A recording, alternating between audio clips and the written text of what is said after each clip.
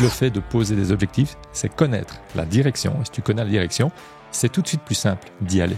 5 plus 4, ça fait 9. 7 plus 2, ça fait 9. Donc finalement, on s'en fout du chemin. Le principe, c'est le résultat, on est d'accord. Et c'est là le rôle du manager. Tu as besoin de ce maître de chantier qui va dire « Ok, maintenant tu fais ça de cette façon-là, à tel moment. » Moi, j'aide les hommes à poser le pied sur la lune. Bonjour à toi. Si tu veux passer de producteur à manager, tu vas voir que c'est pas si compliqué. Et pourtant, c'est le problème de la majorité des managers et des directeurs d'agence. C'est pourquoi je te propose un plan en 5 étapes pour te permettre d'y arriver. Si tu as choisi d'avoir une équipe, pourquoi chercher à tout faire toi-même? Donc, c'est pour ça que je te propose ce plan et on va voir ça de suite avec Cédric. Allez, c'est parti!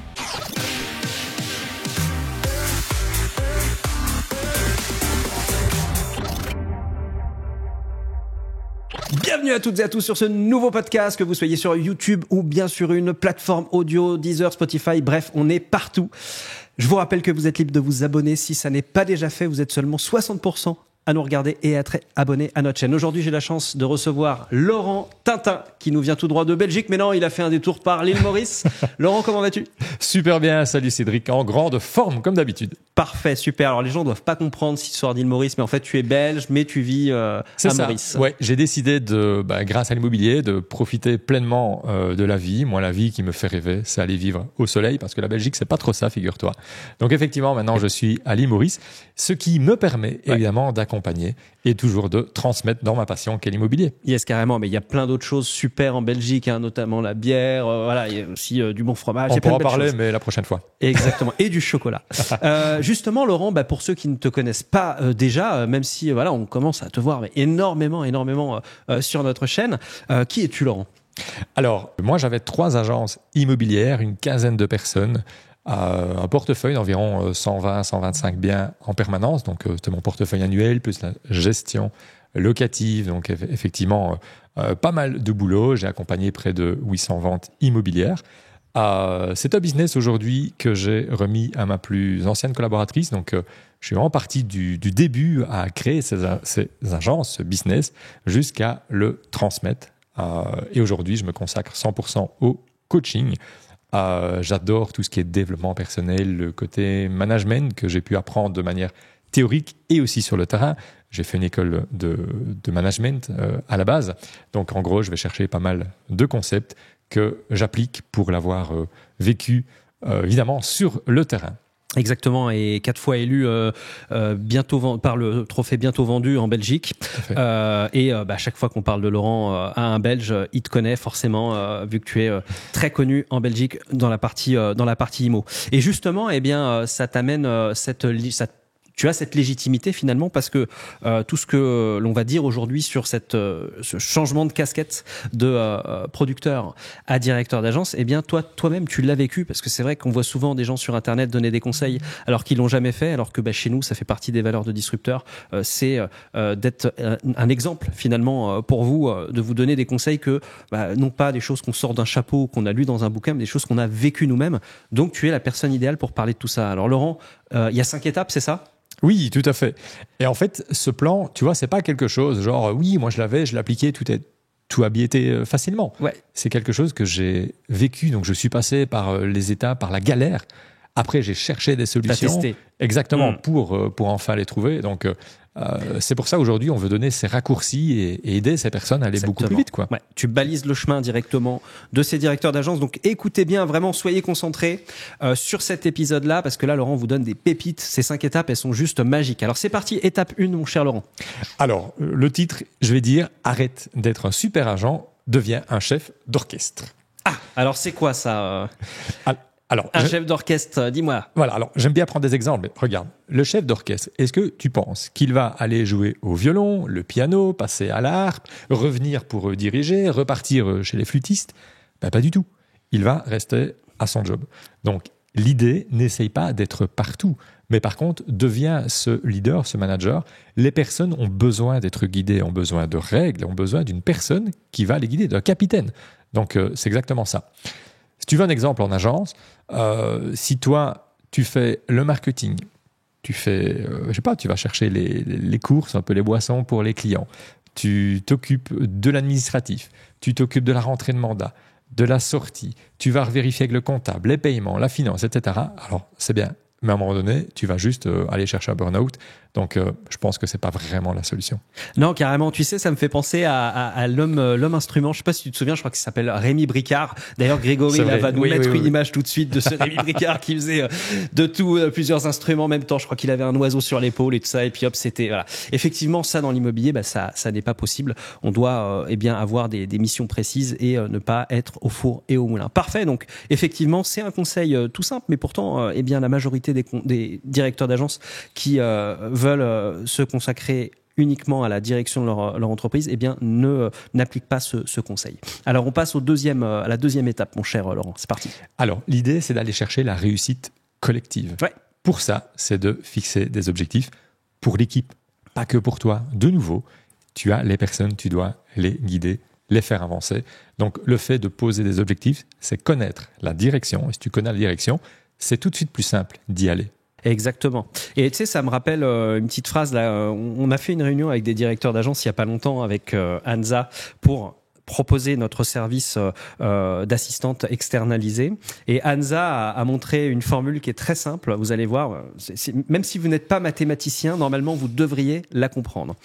L'objectif, c'est d'atteindre un résultat. Donc, vous, en tant que directeur d'agence, vous ne travaillez peut-être pas de la même manière que vos collaborateurs. Et très souvent, j'entends les directeurs d'agence me dire « Bah oui, mais c'est pas fait comme moi, c'est pas fait de la même manière. » Mais rappelez-vous toujours de ceci. Et Anza, donc je te cite, ma chère Anza, qui est mon assistante à Madagascar.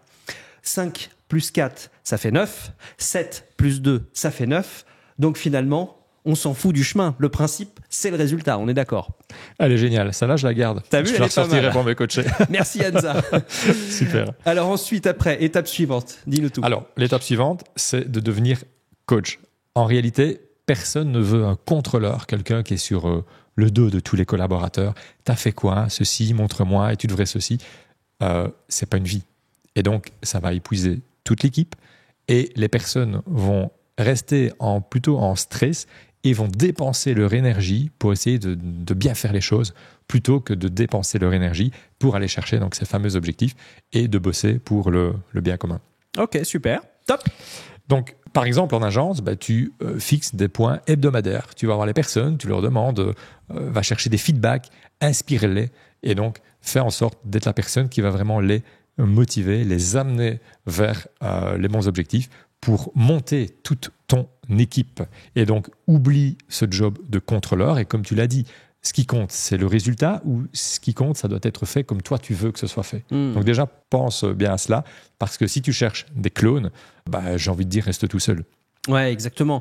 Et c'est important en fait d'avoir des personnes qui fonctionnent différemment dans une entreprise. C'est un petit peu comme une équipe de foot. Sur un terrain, t'as pas 11 gardiens de but. C'est ça. T'as de l'attaquant, t'as du milieu, t'as du défenseur, t'as du gardien. Donc c'est normal. Chacun avec ses qualités au poste, et ça c'est très important bien évidemment de comprendre ça, c'est-à-dire que on va chercher les compétences de la personne et on va lui proposer, on va le mettre au poste qui est essentiel pour lui. Par exemple, tu vois, il y a des agences immobilières où ils ont pris la décision d'avoir des gens qui sont uniquement des rentreurs, qui rentrent des mandats, et d'autres qui les sortent. Parce qu'ils ont identifié dans leur équipe des gens qui avaient des facultés à rentrer à l'appel des mandats exclusifs et d'autres qui avaient des facultés à suivre et à faire valider, à closer des acquéreurs.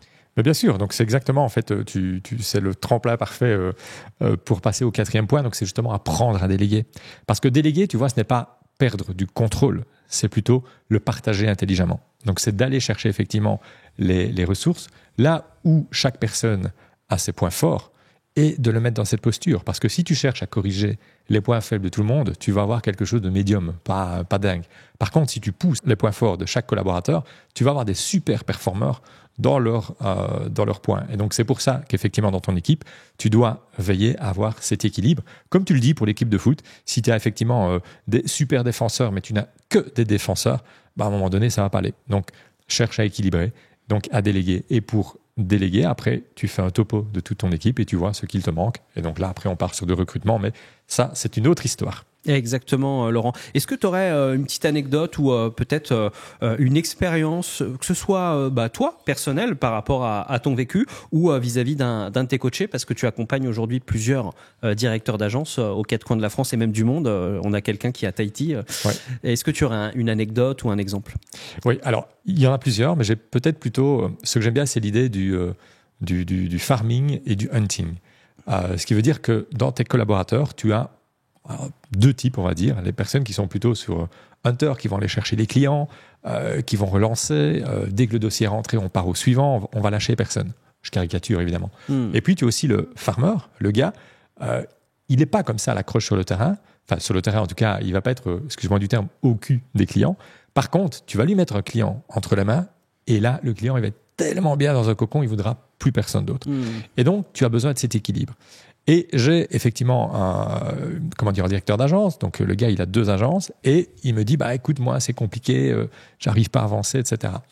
On fait un point et donc, je fais un coaching avec les collaborateurs. J'explique ce principe-là et je dis, OK, vous voyez plutôt farmer ou hunter. Dites-moi d'abord, les farmers, levez la main. Tout le monde lève la main. Donc, de nouveau, tu n'avais pas cet équilibre en soi. Je dis, tu as besoin des deux. Mais tu as aussi besoin des hunters, tant bien que des farmers. Donc là, il n'y avait que les farmers. Et donc, l'idée, il a compris de lui-même tout de suite parce que on a dit, OK, j'ai compris, je dois aller chercher des hunters. Et donc, il va cibler ça dans son recrutement pour aller chercher cet équilibre pour pouvoir mieux avancer, quoi. Super, top. Ok, je crois qu'il nous reste encore une étape, c'est ça? C'est ça, exactement. C'est quelque chose qui, pour moi, me parle beaucoup, c'est de mettre l'équipe en lumière. Tu fais partie d'une team. Il n'y a pas que le numéro 10 au football, que le centre avant. Il y a effectivement toute la team. Tout le monde participe. Et donc, l'idée, c'est justement de créer cet univers et de mettre tout le monde sur ce pied d'égalité, de faire en sorte que chacun trouve sa place pour contribuer à cette construction. Donc, si on prend un exemple tout simple, tu construis une maison, tu as autant besoin du plombier que de l'électricien, que du couvreur, que du poseur de châssis. Et donc, l'idée, c'est effectivement de construire ça. Et c'est là le rôle du manager. Tu as besoin de ce maître de chantier qui va dire « Ok, maintenant, tu fais ça de cette façon-là, à tel moment. » Et pas juste avoir le maître de chantier qui dit « Écoute, moi, je monte les blocs, après, démerdez-vous. » Donc, pour résumer, c'est vraiment ça l'idée. C'est d'avoir cette personne qui va utiliser toutes les ressources, toutes les personnes qu'il a discuté avec pour arriver à la construction finale de sa maison. Ouais, tu sais, il y a un exemple que j'aime beaucoup. Alors, je vais essayer de le restituer de manière correcte par rapport aux souvenirs que j'en ai. Mais en gros, c'était John Fitzgerald Kennedy qui faisait une petite visite à la NASA. Et à un moment donné, il tombe sur un homme qui était en train de passer le balai. Et il lui dit, vous, monsieur, qu'est-ce que vous faites ici, par exemple? C'est quoi votre activité? Et le monsieur qui passait le balai lui dit droit dans les yeux, moi, j'aide les hommes à poser le pied sur la Lune. Et cette image-là, tu vois, elle est très forte de cette personne-là qui est là dans l'entreprise, qui fait le ménage, qui passe le balai, a le sentiment elle-même aussi d'être investie dans cette mission globale qui est plus grande qu'elle, plus grande que tout le monde, d'amener un être humain sur la Lune.